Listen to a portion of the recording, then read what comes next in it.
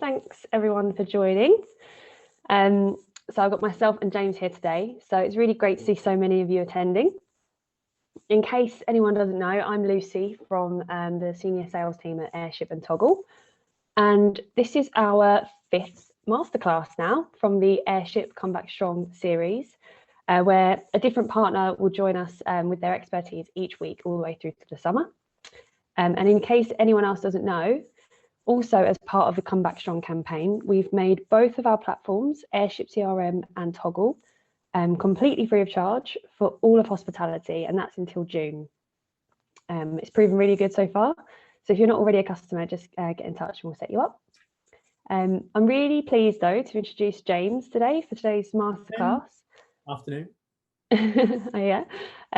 So James is the founder of Brain Fuud, who specialise in building virtual marketing teams for food and drink brands in the North.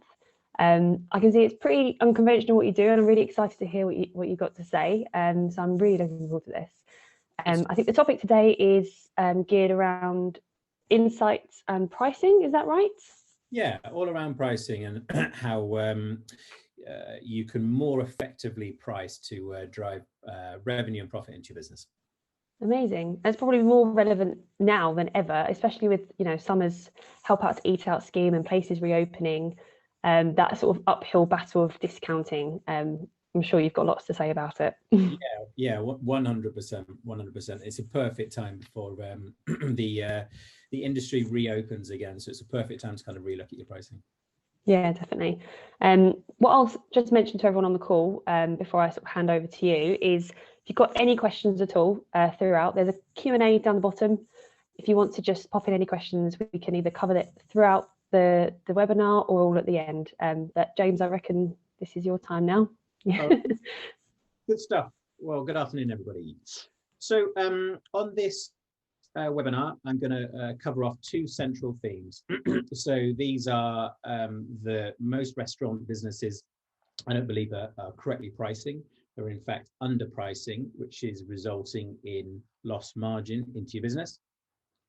And then I'm also going to look at how most brands are actually discounting, which is then killing profit and then damaging their long-term brand health. And so specifically within this, we're going to look at why price is important in terms of profit. We're going to look at what is marketing's role within pricing, or at least what I think is our role.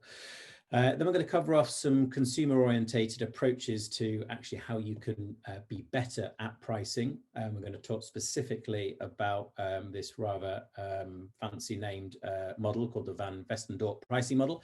And I'm going to show you a specific case study and how you use that for a recent client. We're then going to look at this area around price elasticity and its effect on volume and what you need to kind of consider within that. And the last 2 points we're going to look at is menu engineering and a model that I use, which is the Stardog Model, and that I've also given you a link to a free model that you can then download and use within your business. Something to kind of go away with. And then the final thing we'll look at is this uphill battle of discounting and the conundrum of volume versus profit. So there's quite a lot to get through, and I'll try and be as thorough but as quick as possible. So I think one of the first things I want to say is that I have made shed loads of mistakes. I have cut corners. I've not spent sufficient time on strategy to one degree or another, or I've just not simply had the knowledge to be able to do all of these things that I'm going to chat you through. So it's important to say that what this isn't a case of it is preaching and or I'm better. It's to kind of really say that, look, I've made a load of mistakes. And don't make these, do all the things that I'm going to show you here. All right, so let's just click on to here. All right, so first thing I wanted to cover off is what influences us as marketeers not pricing correctly. And the first thing I wanted to share is this idea around confirmation bias. So as humans, we are drawn to negative comments, and psychologically, negative comments and elements have more influences on us and the human brain than positive ones do.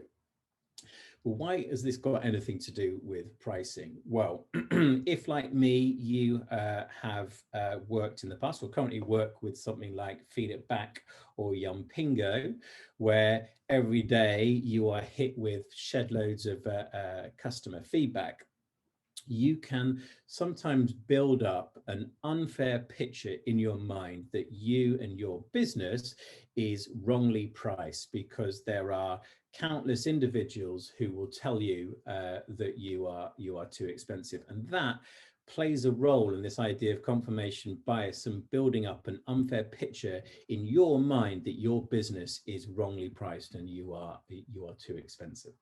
The point to kind of mention here is that every guest is going to ask you in some way or another for a discount or money off, or they're going to say that you are too expensive. It's just what customers do, and we have to accept that and accept the fact that we're actually going to lose some customers who are not prepared to pay the price that you charge.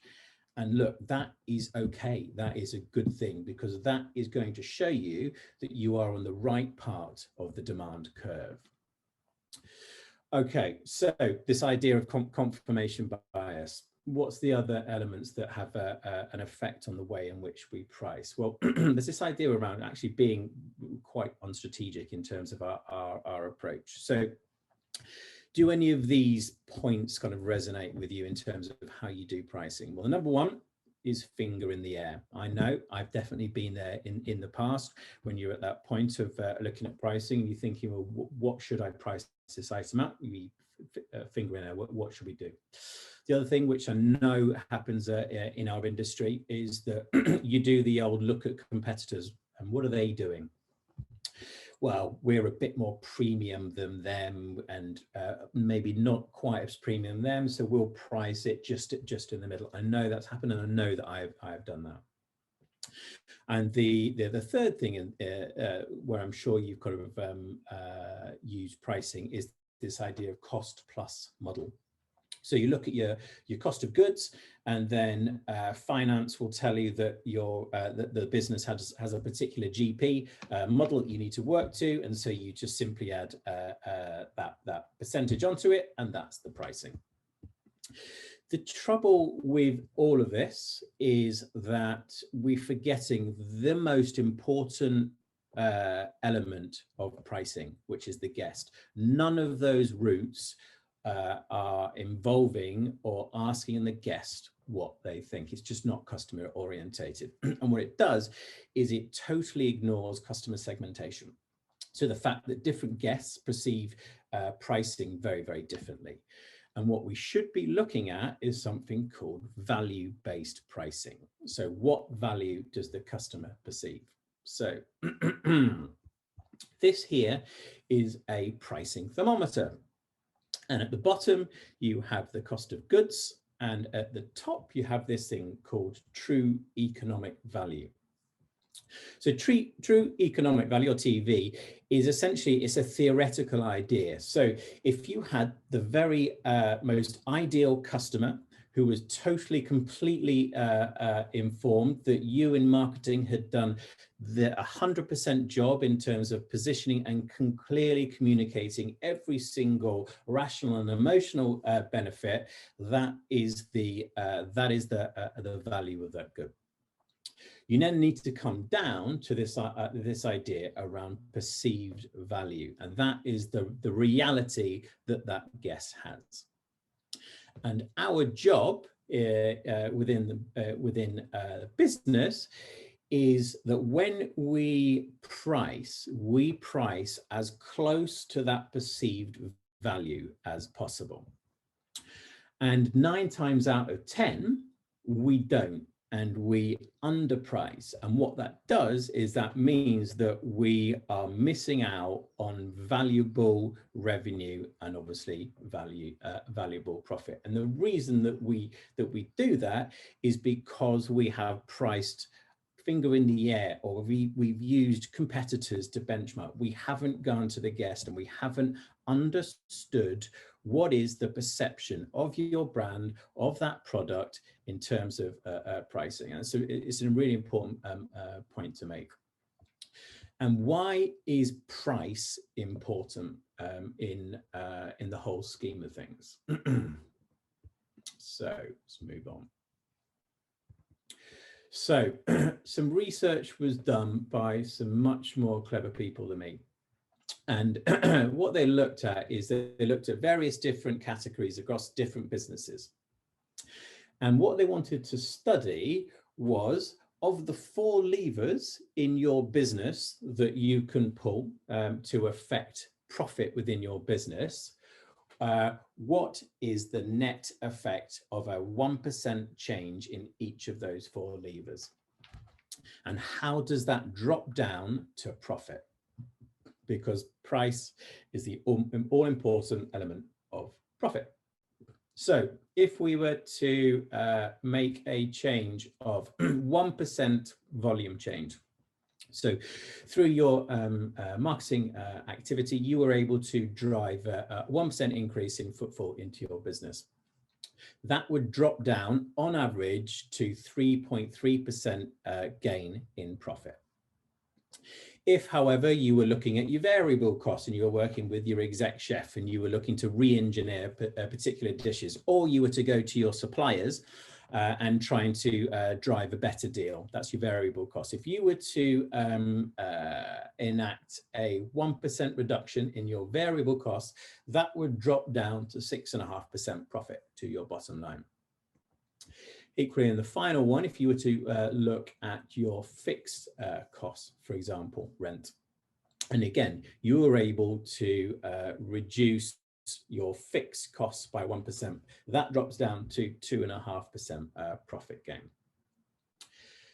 And let's go to price. So if you were to change your price and you were to put in place a 1% increase in price on your menu, that on average drops down to a 10% profit gain. So of all the levers that you have within your arsenal to affect change, the one that is going to drive the biggest profit gain into your business in price.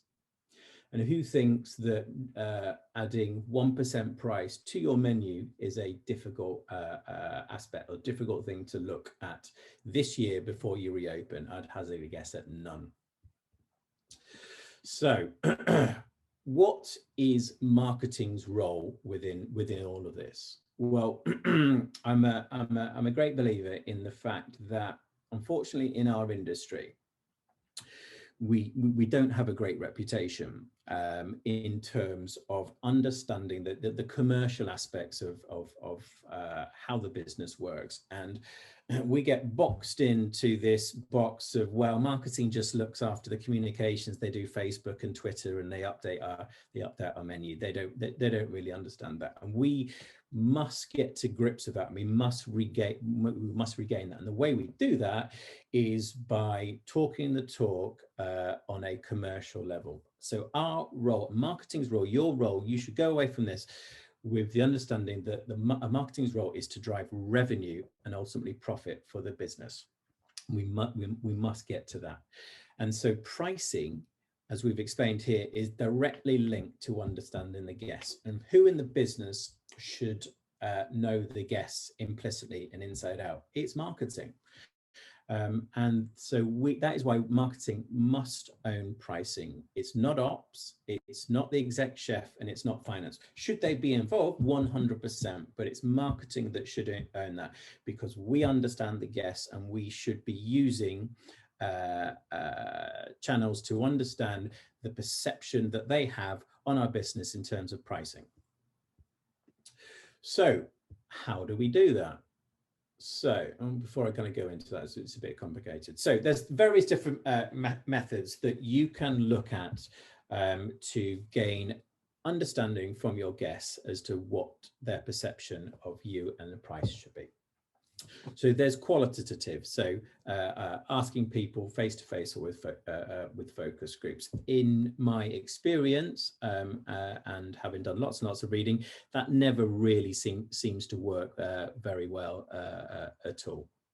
The other route is quantitative, and so you can use really simple surveys with Likert scales, but it's very, very basic, and guests really don't know what they think the pricing should be. It's too rudimentary asking that question. So another route that I have researched and implemented and testing is this this model called the Van Westerndorp pricing model, which has a rather grand name to it. But let me explain it to you.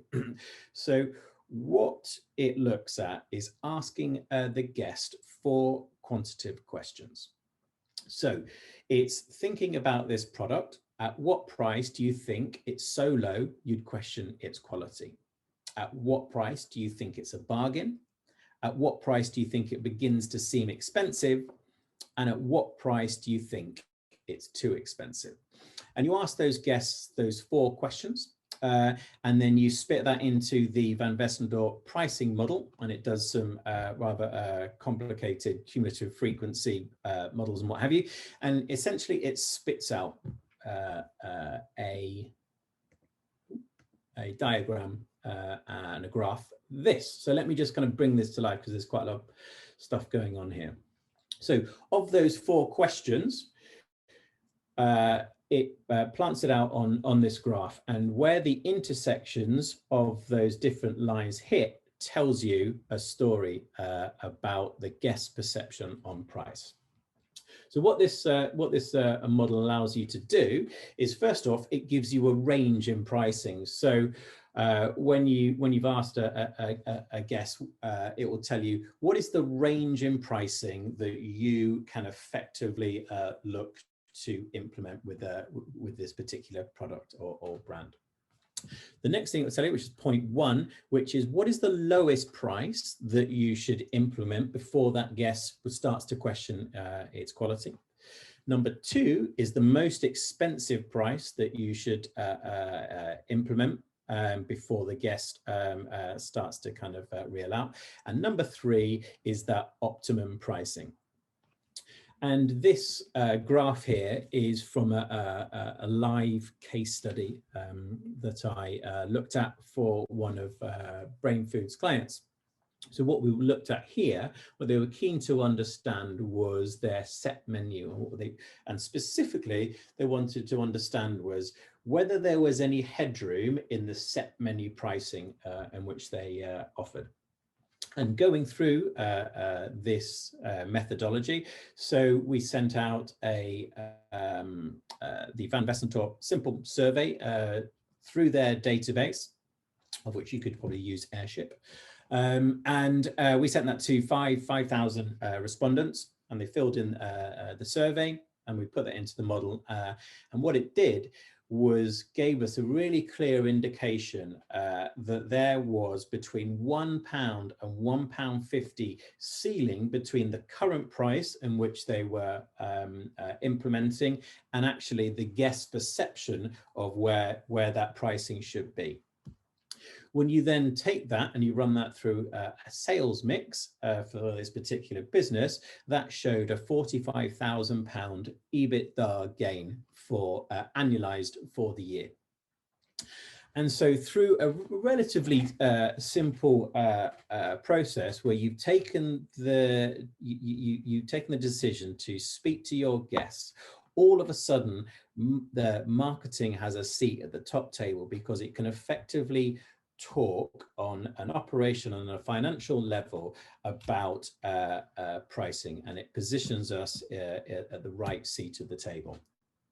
So that's the Van Westerndorp pricing one. You can go in, have a look at that. You can even build the model yourself. I did it, so if I can do it, believe me, anyone can.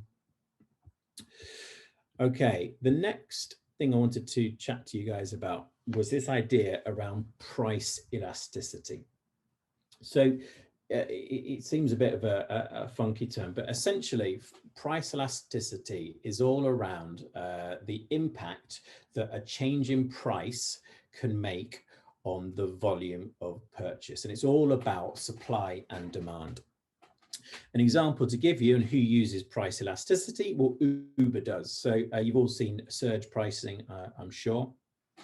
And this fundamentally uses the idea of price elasticity. So when the demand is high, Uber will increase the price that it costs you to call a taxi, because it knows that the demand is there, and therefore the increase in price is not going to affect that. In our industry, the price elasticity is largely affected by various different aspects of which I'm going to kind of run through. But just to explain that idea around elasticity, why is it elasticity, easy to say. High elasticity means that the further that you move away from that original price, the more effect that has on the volume. Low elasticity, that if you move away in terms of pricing, it's not going to have an effect on the volume. So let's have a look at this. So if you were to look at the type of restaurant, there is elasticity of price. So a QSR, for example, has what's known as a high price elasticity. So if you go to a QSR restaurant, then price is actually a really, really important factor in your decision. And so small changes in price in a QSR format can dramatically affect the volume.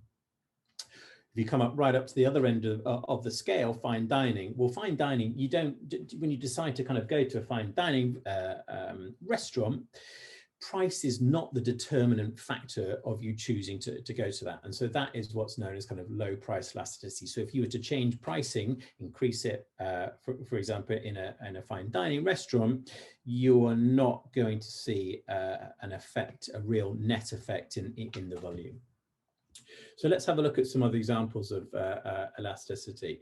So the other one is around day parts. So breakfast has a high price elasticity. So again, you'll see that, McDonald's, for example, are very, very keen and will talk about pricing whenever they do any comms in breakfast, because breakfast has a real high elasticity of price. So any sort of slight changes can affect the volume. Lunch, not so much, and then dinner. So again, you can see that day parts have a price elasticity, and you need to kind of bear that in mind when you're making kind of changes to your pricing. What else? Food categories also have price elasticity. So for example, down at the high end are drinks. So consumers are really affected in terms of changes in pricing on drinks. You come right up to the other end of the scale, vegan and veggie. Well, there is if you're a vegan or if you're a veggie and there are limited items on that menu, then the pricing is not the determinant factor of choosing that. It's just the fact that that is the only item. And there's two more here. So the other one is this idea around kind of close substitutes. And this is an important one around kind of positioning and how differentiated you are in the market. So if you're at the end of undifferentiated propositions, so take, for example, something like Frankie and Benny's, where it's not differentiated really at all, then again, they need to kind of focus much more, be much more keenly attuned to their pricing. Whereas you came up to the other end, something like, I don't know, like a Hawksmoor or something, which is very differentiated in terms of its proposition. that's a great area to be, because you don't really have to kind of worry too much about pricing, because people are not choosing you for that. So that's a really kind of a key one, certainly in kind of, if you're coming up with new propositions, to focus on how you can, be truly differentiated. And the final one in price elasticity I wanted to share with you is this area around brand loyalty.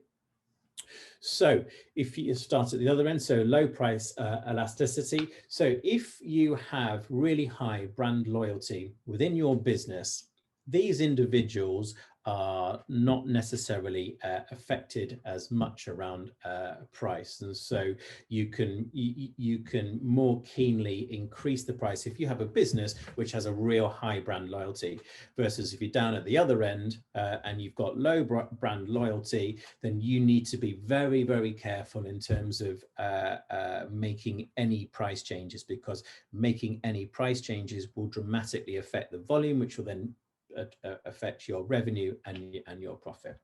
So price elasticity in terms of pricing is a very, very important determinant factor. And the final thing to show on this, and it's actually it's quite easy to work out. So this idea around price elasticity of demand, or PED, you can work this out with your own data.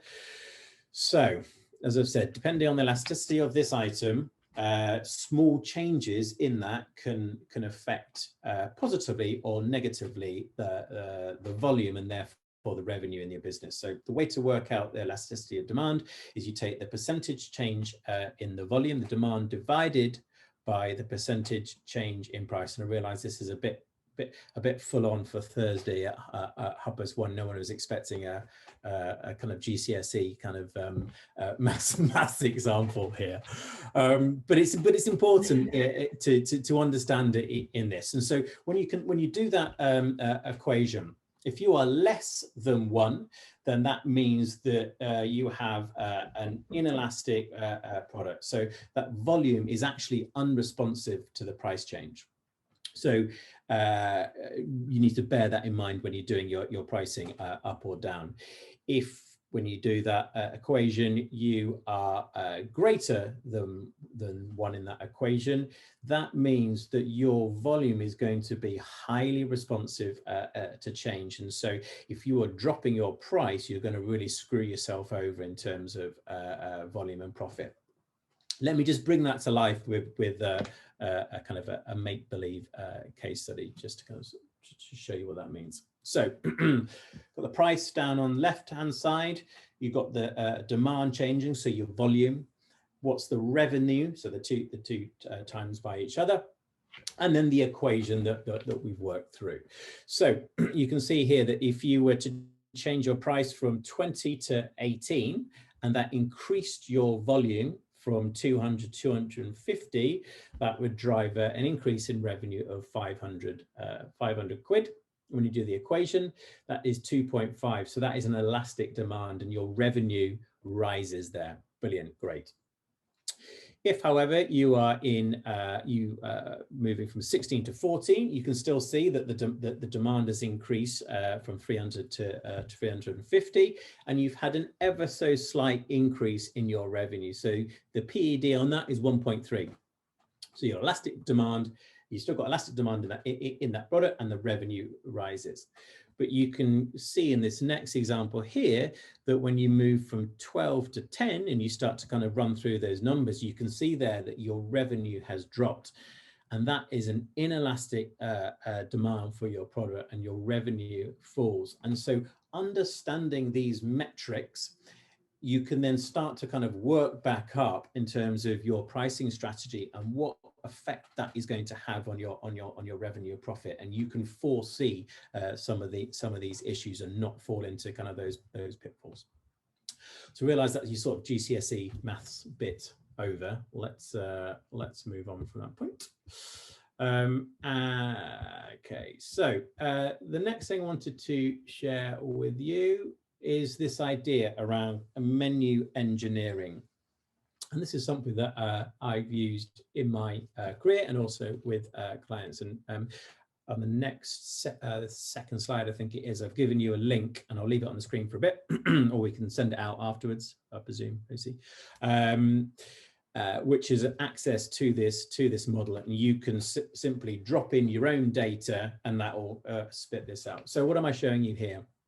So this is what we call a Stardog model. It's a model taken from the Boston Consulting Group, who are a very clever bunch of people. And so what this is a simple quad which has margin increasing on the one axis and your x-axis, and your y-axis increasing with sales.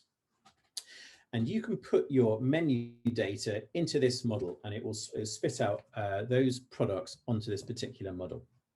Why is that important? Well, this can pictorially very quickly bring to life what are the runners and riders on your menu, and what are the actions that you need to take from those particular products. So let's have a look at it. So if you have a product which has high margin and it has high sales, that's in the top right-hand quadrant, which is called a star. Well, if you have a product which is high margin and high sales, what do you want to do? You want to push that, because that is going to drive revenue and profit into your business, which is a win.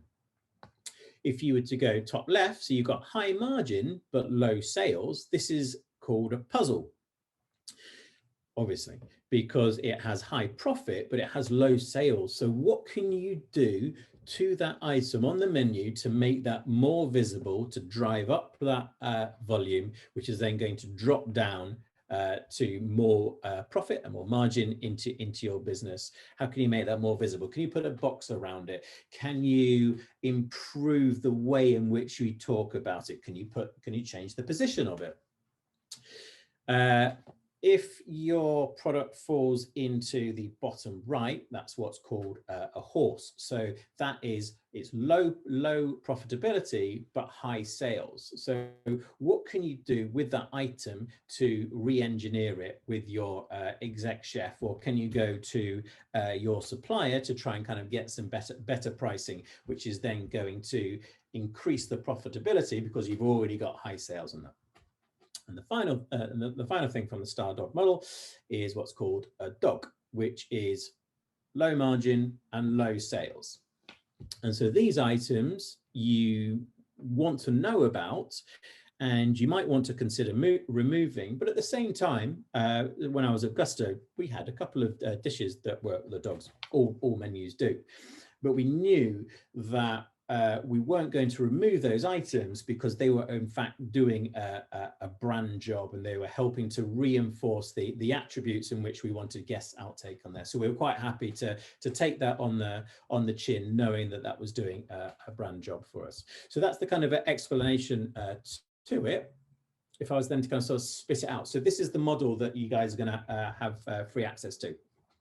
So you bosh your dishes in under the dish name, and you can get all these details from Finance and Shop. And you can just you add in your cost price and your selling price, and then in the sales column, what I'd like you to do is take a month's worth of data and to drop that into the sales line, and that will spit out into the model. And I know it looks all sort of kind of complicated there, but where you'll get to in that model will actually then spit out a really clear demonstration of the Stardog model, and it will filter your menu into each one of those different categories, and then you can very quickly at a glance then review and understand what's happening within your menu and what are the decisions that you need to make. And again, it just brings some real kind of clarity and some strategy to what you're going to do with your menu. And it also reinforces the idea that, marketing knows what they're talking about. They understand that our role is revenue and profit, and they know how to communicate that to us and help the team make some informed decisions. So I'll leave this up, but you guys can grab that model for free and have a mess around with it. If you've got any issues whatsoever or any questions about it, please do email me. It's james@brainfuud.com, and more than happy to help you guys out. So Lucy, I'm sure that you'll ping that out in the email. Yeah, definitely. We'll share any information like that so everyone can receive it. Just also for anyone who's not been able to attend as well. All right. So the last thing is I just want to close on is this idea around discounting. So this is a perennial issue in our industry, and let me tell you, having worked at Gusto as marketing director for 2 years, working in Italian casual dining, which is the largest of the categories and the one that sees the most amount of discounting. Believe me when I tell you that I have fair experience in this and have made my fair share of mistakes.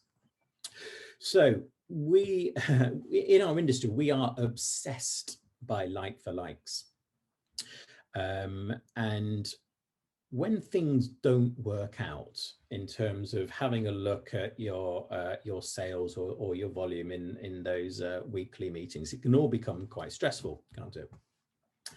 And our default is always to look at price as the determinant issue of why things aren't working. And so what we do is we discount because we haven't understood the weakness of our strategy.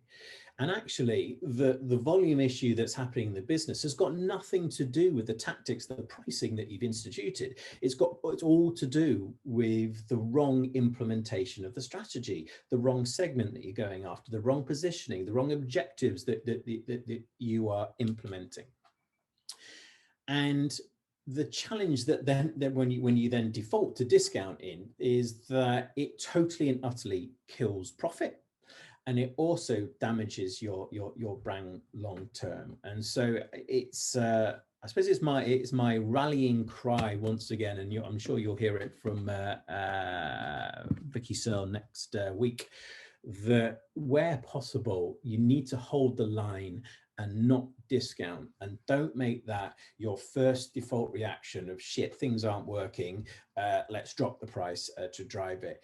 Go back to your strategy, go back to seeing whether or not you've done all of that preparatory work in ensuring that you've done the segmentation of your market, you know who you're targeting, you've looked at the positioning to make sure that you are absolutely joined up in that activation, and also that you've understood that sales funnel and the objectives in which you are going to be going after against that. And let me just show you a table here which brings into stark focus the issue and the challenge of discounting. So lots of numbers, I realize. Let me just kind of sort of bring this to life. So you've got margin along the top line. So I've just detailed out from 20 through to 60%. So if your margin is in that line, yeah. And then on the left-hand side is a discount percentage. So what discount you are going to choose to implement.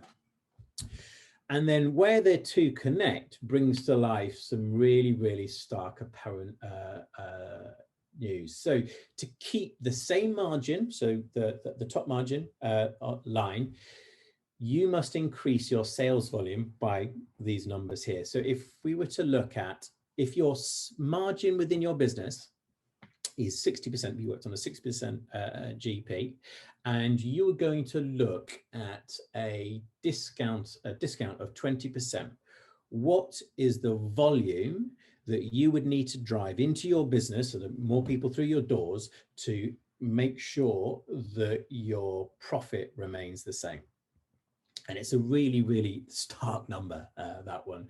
So if you were to institute a 20% discount and your margin is 60%, your marketing activity would need to drive 50% increase in volume. And I tell you what, in the 10 years that I've been in this industry and looked to implement a 20% discount, I've never seen a 50% increase in volume ever. And so that's why we must always first think, before we implement any discounting, it is going to have a detrimental effect on your profit. Yes, you might see a sales spike, but when that drops through, you're going to get yourself in a real pickle. Now, what I'm not saying is that you should never use discounting. You are going to have to do that, but just try and hold the line and try not to default to discounting every single time when there is a challenge around your volume, because you're going to get yourself in a pickle long term with your brand, and you're going to really affect your profit. So that brings to a close. Blimey, that's early.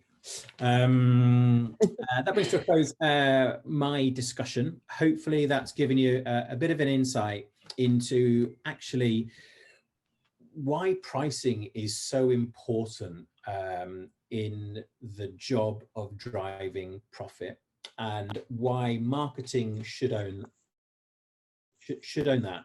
And hopefully you've been given a couple of things to kind of look at there that can make you a better marketeer, and to have a bit more of a strategic think around how can you play a role in making your business more profitable. Cool. Thank you, James. Ta-da! That was brilliant. I really enjoyed that. I mean, I'm obviously not an operator, but very insightful.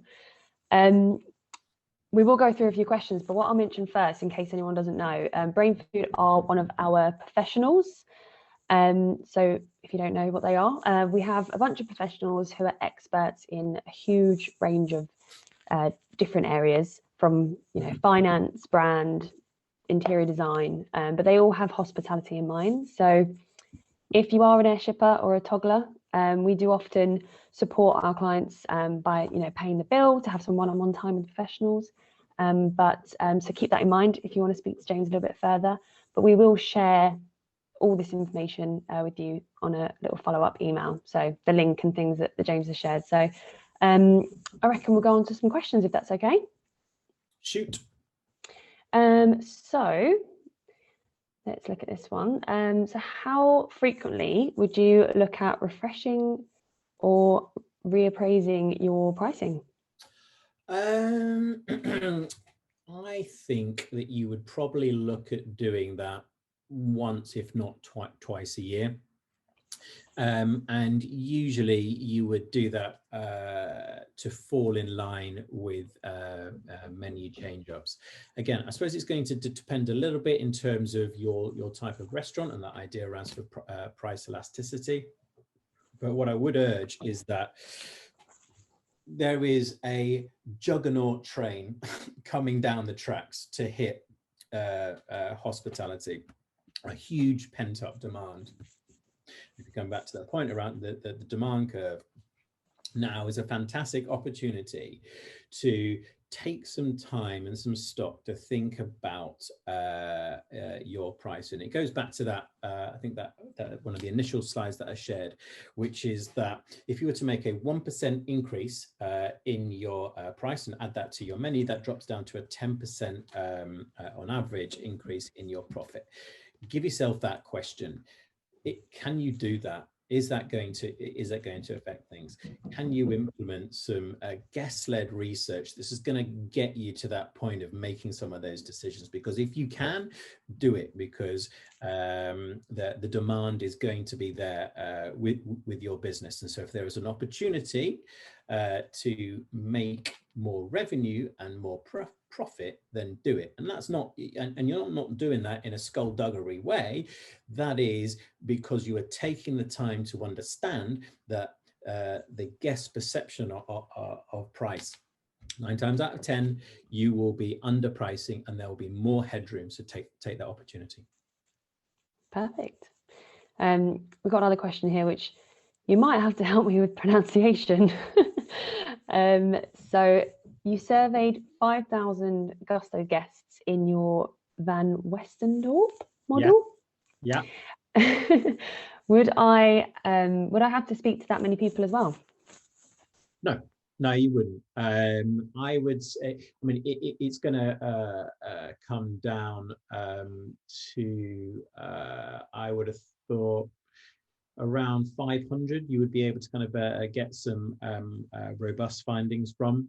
We were just lucky that the database is particularly large at that particular organization, and it was a really engaged piece of research. So no, you don't have to kind of hit the heady heights of 5,000. I would suggest 500 would give you a robust, rigorous data set.